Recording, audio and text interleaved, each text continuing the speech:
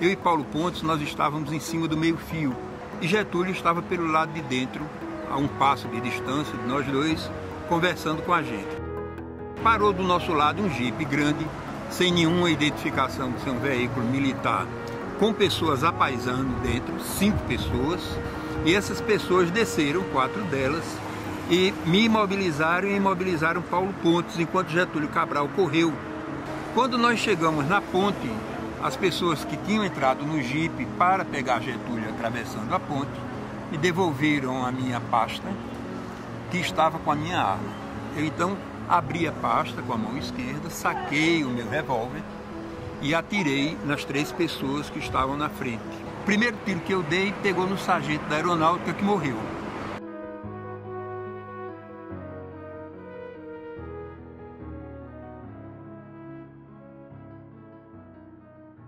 Nós chegamos aqui no Forte do Barbalho no dia 29 de outubro de 1970.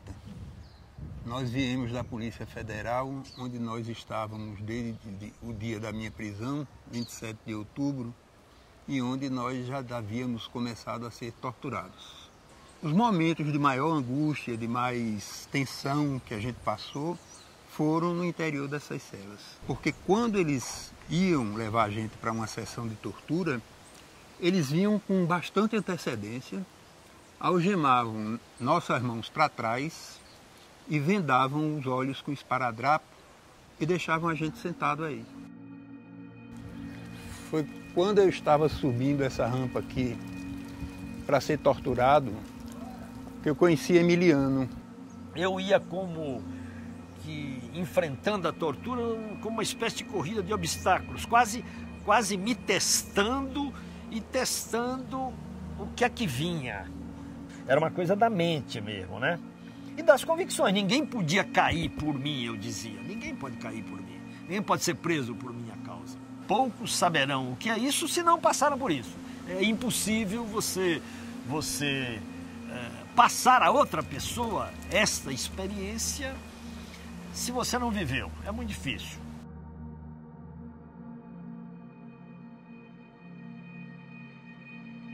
A Galeria F tem 20 celas e essas 20 celas, na época, foram ocupadas pelos presos políticos. Eu fui um dos primeiros a chegar lá na Galeria F e fui lá que encontrei Teodomiro. Foi nessa cadeia que eu conheci Theo, né? Um garoto, um menino, praticamente. Nós todos éramos garotos, mas ele era muito jovem, né? Muitos de nós tinham pouco conhecimento, né?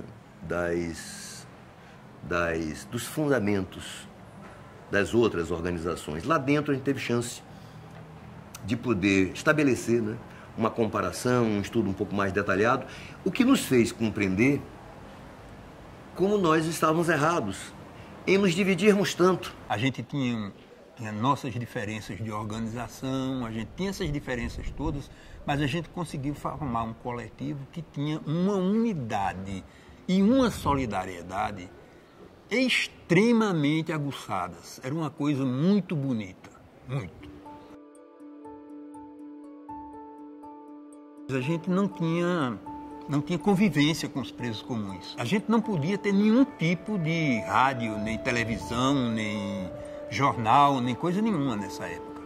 Então, à noite, quando começou o noticiário, todos os presos sintonizaram no mesmo canal e elevaram o volume dos aparelhos para a gente escutar a notícia da condenação à pena de morte. E eu, com toda a sinceridade, nunca levei a sério a possibilidade de ser executado. Nunca. Nem eu acho que ninguém aqui que convivia comigo na Lemos Brito levou a sério. E lá o povo dormia durante o julgamento. Os militares, né, e tinha coronéis, tinha majores, tal, todo mundo de patente acima de capitão, todo mundo de óculos escuros e dormindo o tempo todo durante a sessão de julgamento. E aí, na época, eu tinha um amigo que era jornalista, chamado Escariz, e que depois de terminada a entrevista, Antônio Carlos Magalhães, conversando em off com eles, fez o seguinte comentário que as pessoas que estavam lá ouvindo. Não, talvez Teodomiro não saia, porque briga de preso em penitenciária é muito comum e pode acontecer uma. Theo ficar sozinho na penitenciária com os inimigos que tinha dentro da estrutura política e repressora do Estado. Isso era um convite enfim, a um assassinato, a um desaparecimento, enfim, a uma tragédia. Então eu resolvi não esperar e achei que era mais prudente que eu saísse. Era importante garantir a fuga de Théo, mas era importante também transformar aquela fuga numa derrota da ditadura.